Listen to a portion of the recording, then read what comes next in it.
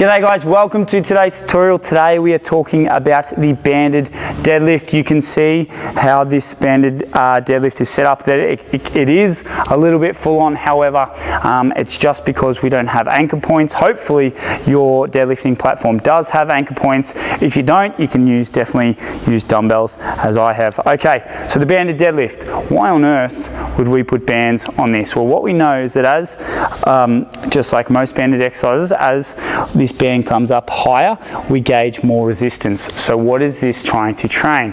Well, the idea is that if we can put more tension at the top of the lift and less at the bottom, it will aid us in helping us to start to move more loads, because we can get conditioned to the fact that it's lighter here, and then as we're pulling up, we generate more tension. So it forces us to drive all the way through the lift, not just sort of getting to the easy point and just standing up nice and tall, which is what majority of people do. They never ever really fail on the leg drive.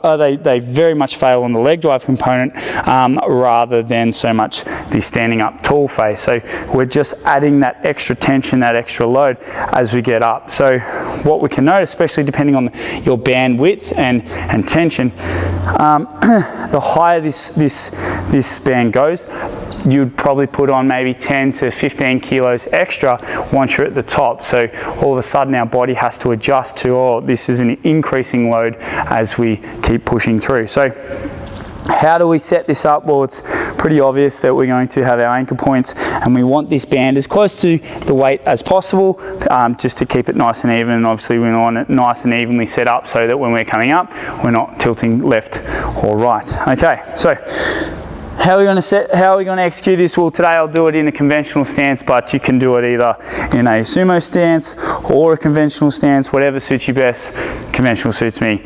If you haven't yet watched the sumo stance or the conventional stance deadlift, then by all means shoot across, go watch those. Otherwise, today I'm going to just run you through quickly as to how I want you to set up for the conventional, and then as to what I'm experiencing and what I'm feeling as the loads go up. So first things first, you can see already that I started off with the lighter weights. We haven't started with the traditional 20s or 25s. We've just started with the 10s.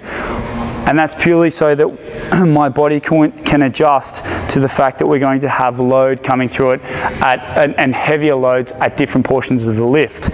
So obviously at this point, it's going to be closer to a true weight. And as I come up, the degree of difficulty will increase. Okay, so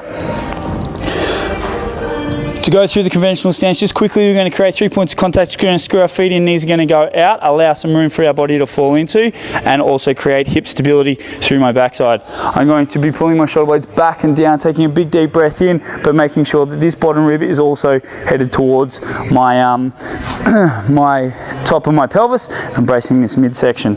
So again, screw in, knees out, hips on, shoulder blades back and down, big deep breath in. And we're going to be pushing the floor away like we're doing a leg press. Now, I'm going to talk the way through this, but normally obviously we would want to keep a nice held breath and nice core stability. Right, so what's going to happen here is that at about that point there, I'm starting to feel more tension. As I'm driving up, this band is really fighting against me, and here it is at its most hardest point. From there, come back down, reset again, push, and it's really forcing me to drive all the way through with my legs, okay, and not be lazy on the lift. So you can see how much more load is generated at the top portion, and how much I have to work all the way through this lift, rather than say the traditional where the hard point is just here, we get it to the knees, and I can just grind my way out. But with this, obviously, higher it gets, more load placed on the bar. Team, that there is both how you want to set up your banded deadlift and exactly what's happening and why we use the banded deadlift in order to progress our deadlifts.